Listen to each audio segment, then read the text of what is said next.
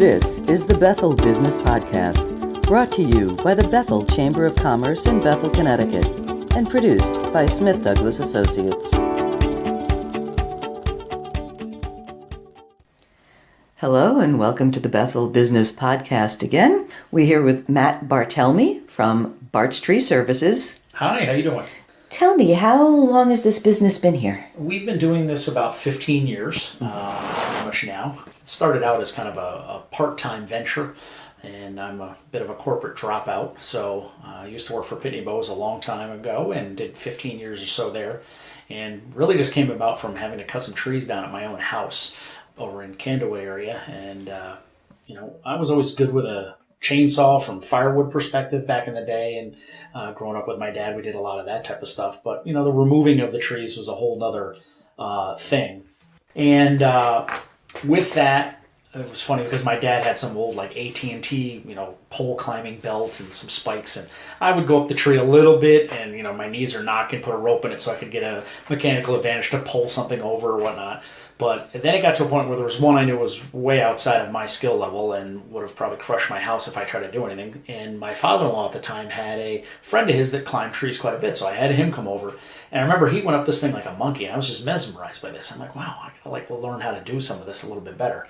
And really, it was just friends from that point heard, oh, you cut some trees down at your house? Oh, you gotta come help me at my house. So it wound up being like a couple weekends a month, you go do a little bit of it, and you started making a little bit of money on the side. It was quite nice. And then I wound up just diving in and trying to, back then it was a little tough because trying to get information and books about arboriculture, there was not a lot out there.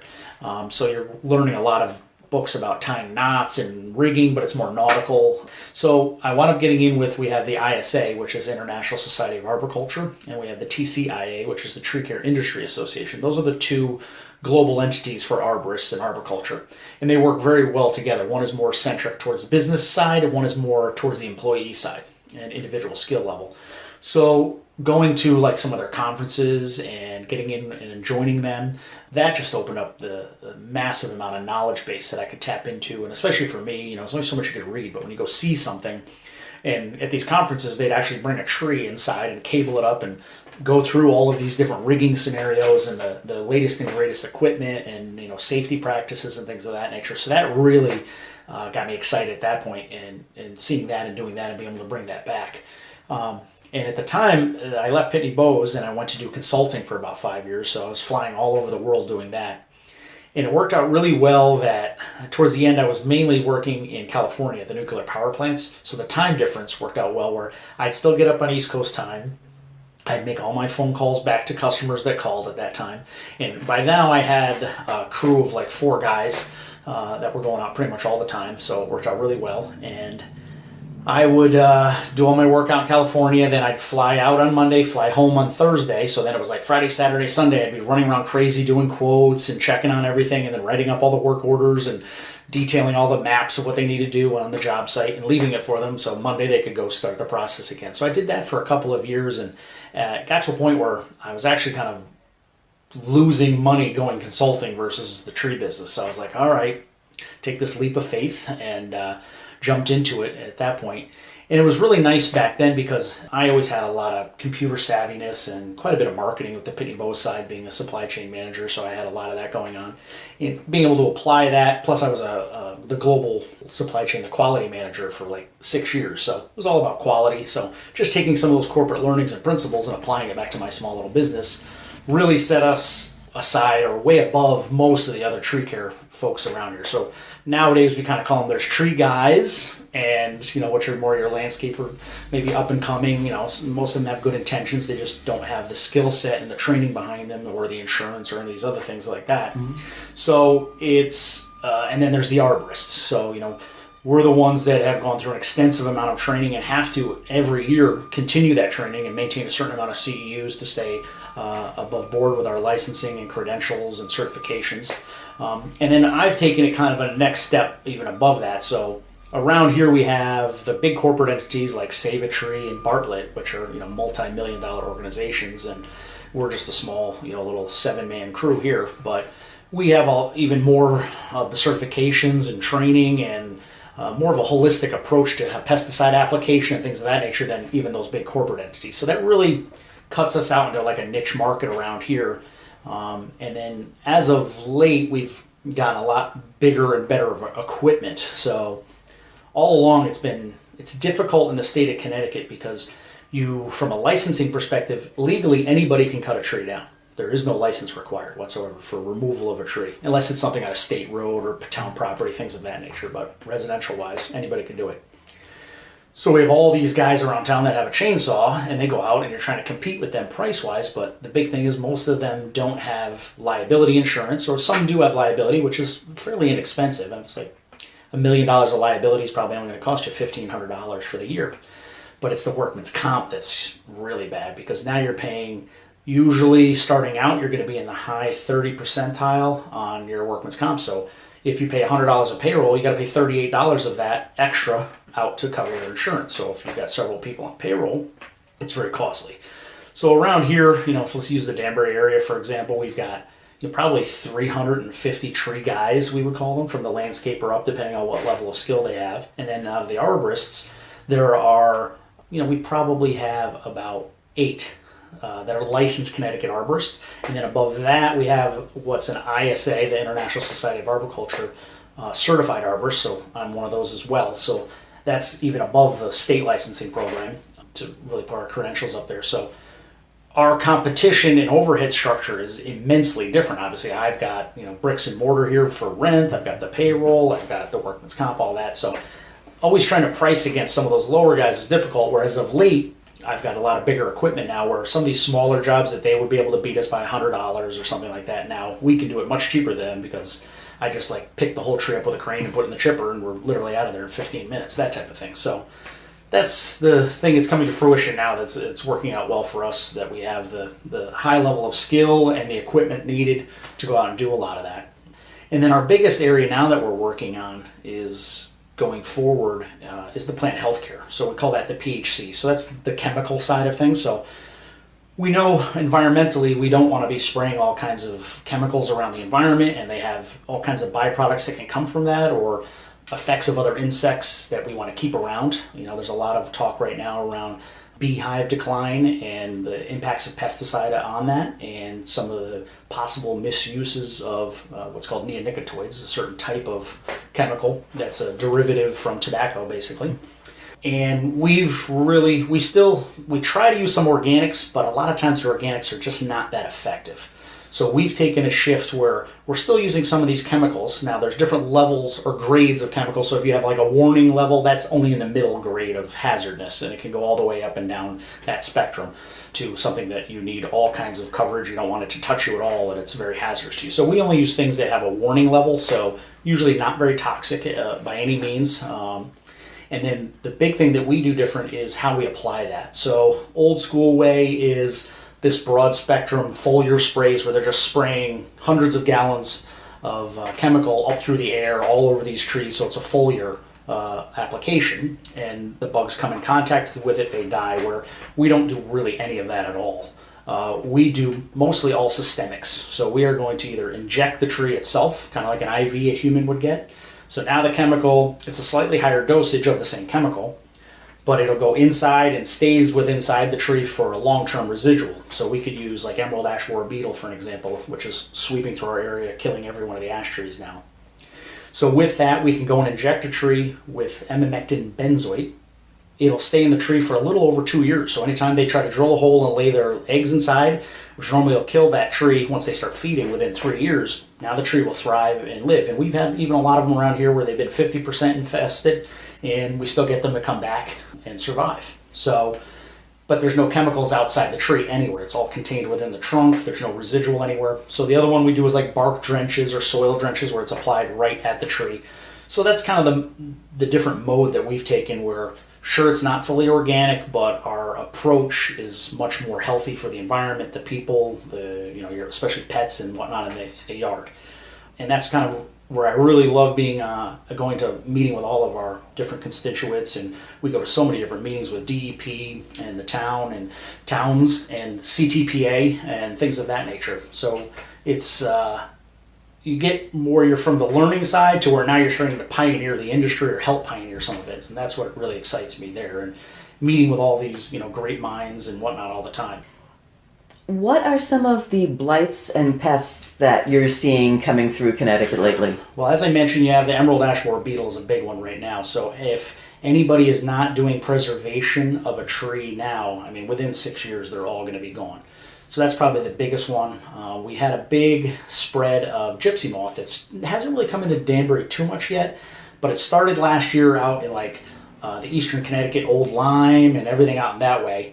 It's made its way all the way up to, we do a lot of work for the Army Corps of Engineers in Middlebury at all of their dam sites. So those areas were hit really bad by gypsy moth this last year, and it's probably going to permeate into Danbury area soon. But the good news is, everybody thinks back to like the 70s when we had those huge gypsy moth outbreaks. You couldn't even walk anywhere; it was just gross. Where there was a fungus introduced that actually attacks the eggs and brought that population way down to where it's just these small little outbreaks. But last year really went up quite a bit because we had such a drought the year before. So that fungus did not get to spread and permeate and attack any of these egg sacs that were out there everywhere. So it let the population really grow. So what we've seen this year, we had a big outbreak again early spring, but now we've had so much rain that we're starting to see the population kind of die off early. So we're going to keep our fingers crossed that has a very positive impact.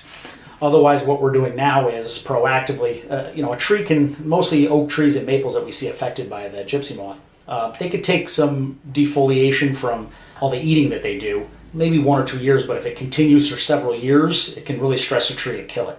So like this September, we start doing tree injections for chemicals to go inside the tree. They stay there. So as soon as the leaves bloom in the spring, they have a little bit of that chemical in them. And as soon as an inch of the caterpillar tries to go and bite it, they die. So the trees can survive and stay foliated.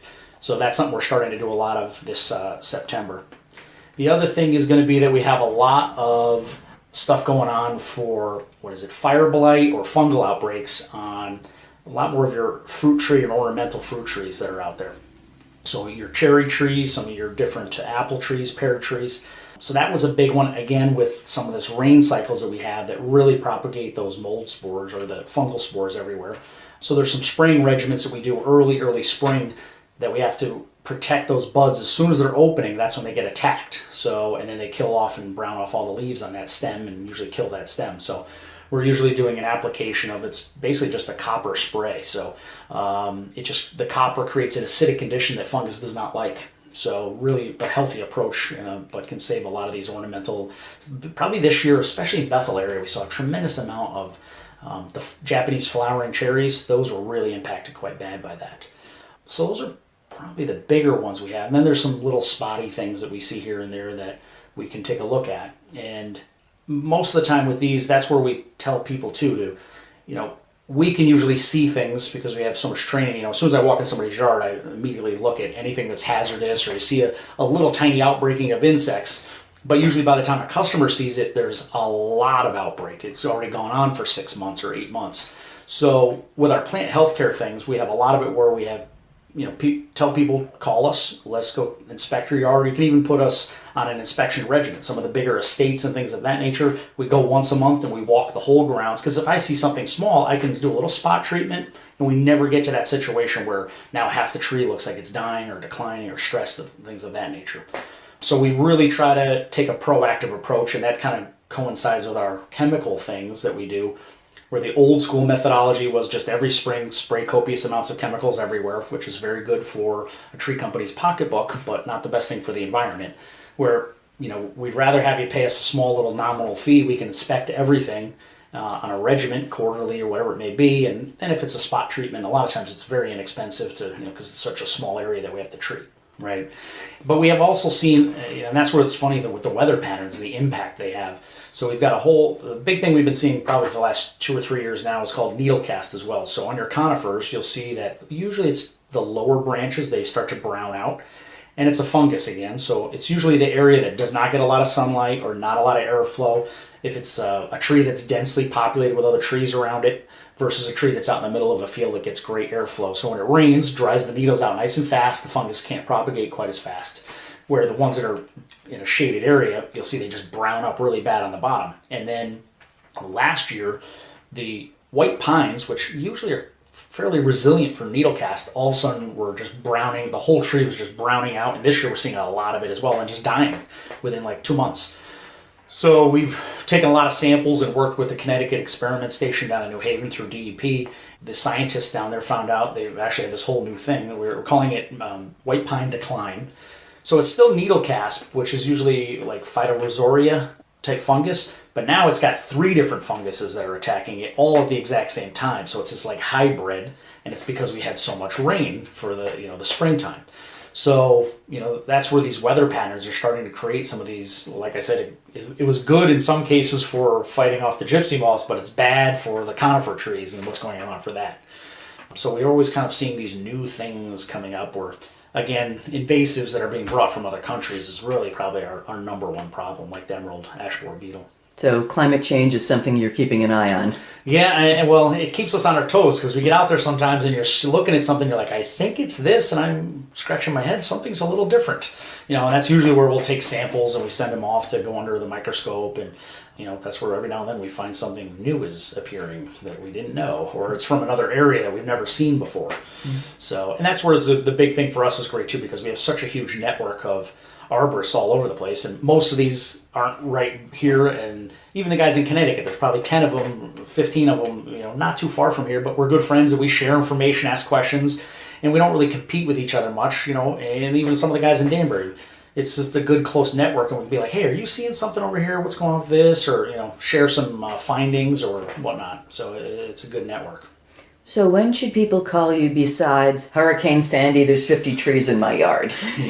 Yeah, that's the big one. But it's funny because even from the storm now, one of the other big ones that's really coming up is as soon as somebody's buying a house now, they want not only the home inspection, but they want a yard inspection. And I think so many people had so many struggles after the hurricane and insurance woes and things of that nature from all the carnage that now everybody's a little more educated and looking at, we've had where they actually write a tree in and it's escrowed for the closing. So if the tree is not removed, the house is not sold and things of that nature, if it's a hazardous or some monstrous tree of that nature. So, we're starting to see some changes like that. But for calling us, it's really any time.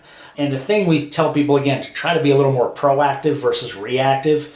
Even if we just come out in the spring and do an assessment, we have a bunch that comes out on our blog and our newsletter that we put out every month is you're getting ready to come out and have barbecues and this and that. There's a lot of damage that could have occurred from winter, and whether it's hanging branches or things that have fractured, or we have what's called like frost cracks where trees actually split from the cold weather. So it can create some very hazardous conditions out there where people could be hurt. We say that's probably the number one thing is we're just getting ready to go out into our yards from the winter is just call for an assessment. We can walk through, look at everything. And there's many things that may be dangerous or going to be, they're dying, but I can tell people that, that's going to be an issue, but you probably have 3 or 4 years before it really becomes an issue. You can keep an eye on it, monitor. There may be some remediation things we could do to make it a little safer now. So, it's not usually going in and, cutting everything down type of thing. So we want to work to educate the consumer. And then, it's not my decision to say we're going to cut something down. I need to just give you the information, and based on your tolerance of risk and what objects this tree or parts of the tree may hit, you can make the determination what you want to do. What do you do with the trees you take down? Many different things. We do firewood, so we take quite a few of the logs back to firewood. We're very selective about that, so we kind of have very premium grade, I guess you would call it. So it's all, oak and hickory and things of ash, that nature. We have quite a bit of it where the hickory and the cherry and the apple, everybody wants that for barbecue wood, for smoking meats. So we do have a couple of suppliers and a couple of stands that come and take quite a bit of that for that. We chip quite a bit of it. That was one of the things for us too, is especially some of the waste wood that you don't want to get rid of. We have to take that to some of these processing areas like ferrous mulch, where they'll grind up all the logs and just turn it into mulch. And it's basically, they add dye to it and a fungicide, and you buy it back as mulch to put in your garden. It looks all pretty. But for disposal of the logs, we have to pay to dispose of them. So that was one of the reasons we bought a larger wood chipper. So we have this 185 horsepower chipper that handles up to 20-inch diameter wood that can go through it.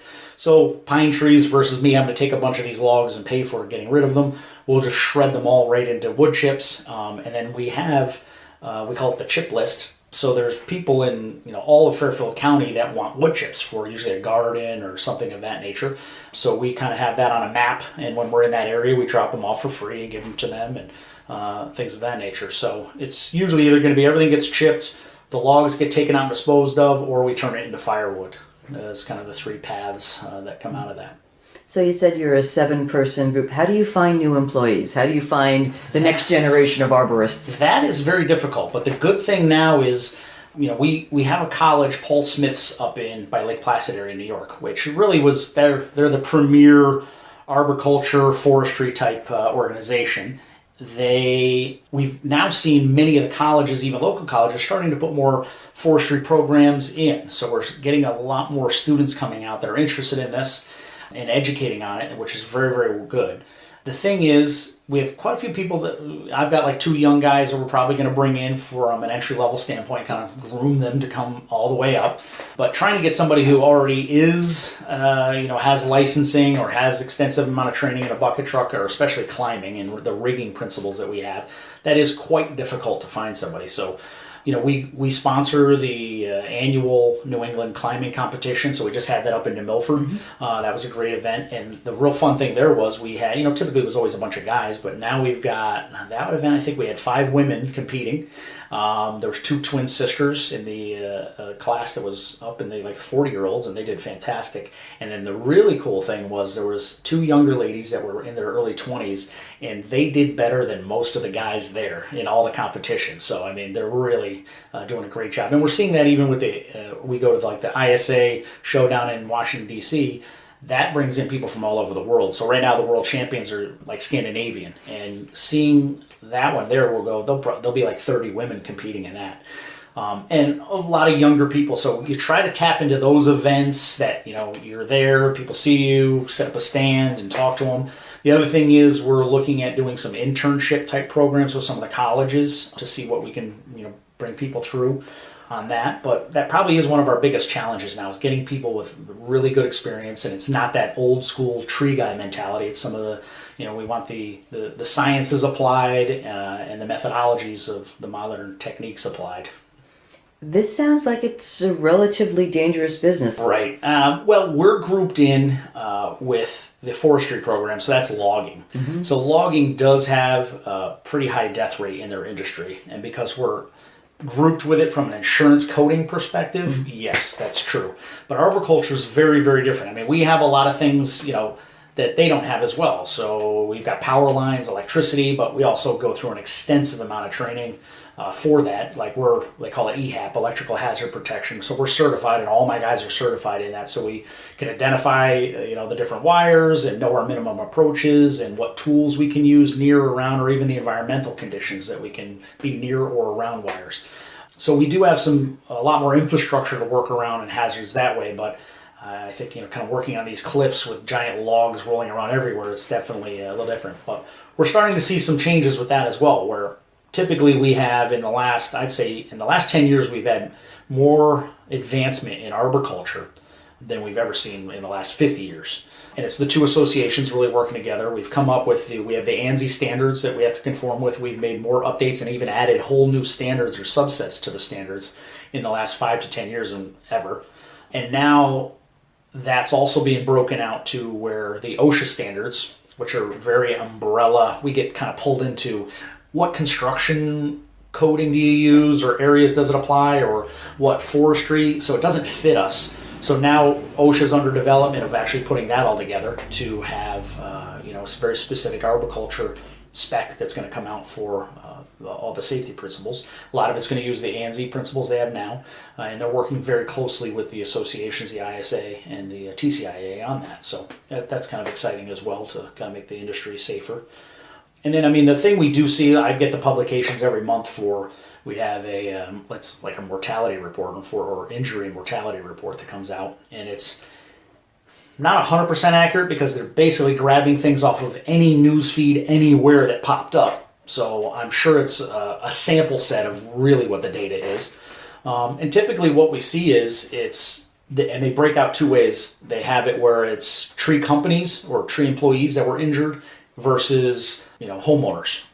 So the larger percentage is the tree company people that are hurt. And then the other thing we find is, and we talk about this all the time, is complacency. So it's usually never your young guys because they're scared, as you should be. And we kind of joke around that when you get a young guy come in and he acts like he's not scared or talks like he's not scared of anything, he's going to be the first one I fire because he's dangerous. You need to be scared a little bit all the time. That keeps you aware and on point for what's going on and keeps your fellow employees all safe. So usually what we find statistically, it's the guy who's my age, who's in his 40s, has been in the business a long time, and you start to get a little complacent and think you know things, and that's when a mistake happens that can get you hurt or killed ultimately. So that's where we, especially here, we try to make sure that we have reoccurring training all the time. Even if it's the same subject, we just want to get it back in everybody's face, keep dotting the I's over and over. So we have a weekly training meeting that's in depth for an hour where we pick a subject and go through it. And we also have a tracking sheet where we have any incidents, or we call them near misses, that we bring back in, and we talk about that and elaborate how we can avoid those. Are there different tool sets we could use, different procedures we should implement, or how we do things? And then even before we do what's called like a tailgate review for safety. So every morning when you're at the job, you're going to get your work orders, you look at that, and then you're going to have a quick little 5-minute recap of some, could be how to start a chainsaw. It could be, identifying hazards in the yard, a 360 review of the tree, anything like that. So that's where we just try to keep pounding in everybody's head all the time. So it keeps it fresh and alert, and we don't want that complacency that gets people hurt. How do you attract clients? How do you find customers? That's changed a little bit. In the beginning, it was easy because I was actually a webmaster, I guess you call it, back in Pitney Bowes days. And that was when the internet was just coming out in the early 90s. So I knew how to make websites in HTML and, nothing very robust. But so I was like the only guy that had a website when I first started the tree business. It was me and Bartlett, and, they had a little site. So that just did everything for me. I didn't even bother with like phone book or anything of that nature. And then it was really just the fact that I think applying the quality principles that I wanted to this company really set us aside from everybody else. So then the word of mouth really worked well, and the referrals coming out of that. I always tell my guys, I'm like, most of these people have no idea if you're good at doing tree work, other than don't smash their fence, don't hit their house with anything, and the tree's gone when you leave. But what they can tell is the yard a mess when you leave? Because most guys around here, they just leave chips everywhere, little branches. So my thing was, I want everything I want it cleaner than when we got there. So rake everything gets leaf blowed, cleaned up nice, all like that. A customer could tell right away that there's a tangible difference. And I think that has really helped us out a lot, because the word of mouth, after doing that for maybe the first 5 or 6 years, all of a sudden you get this synergy of referrals and repeat customers coming in that really worked well. I say we have a strong presence on social media as well. So we try to put quite a bit up on our Facebook page and Instagram. And then the big thing was our website. So we put a lot of time and effort into that. Really just trying to share information to educate consumers is the big one. So I put a lot of stuff up there that's not, hey, come to Barts and use us all the time. It's just give you the knowledge to make sound decisions or identify some things in your yard or educate you on it, so that we want to be the industry leader in our area. So that's probably our number one marketing thing that works the best is just the website itself right now, and the newsletter that goes out all the time. What's your website address? It is bartstreeservice.com. I see you were one of the main sponsors for Beer Fest and Summerfest over with the Bethel Chamber of Commerce. Yes. Do you find that sort of corporate and local sponsorship to also be a good way to get your name out? Very much so. And that's where I used to spend more money on advertising type things. I've taken all of that now, and it's really just community outreach type things. So we do a lot of stuff with schools and churches and charitable organizations in the area. It's just great to give back to the community and help out. A byproduct is that, there's corporate branding there that people see us, so that helps us a lot. But I think you build a strong relationship with the community. That's just invaluable. Well, thank you very much for your time. Oh, thank you. Appreciate it. Thank you for listening to the Bethel Business Podcast. For more information about the Bethel Chamber of Commerce, call 203-743-6500 or visit discoverbethelct.com. If you run a business in the Bethel area and are interested in being a guest on this podcast, contact Smith Douglas Associates at 203-628-2606.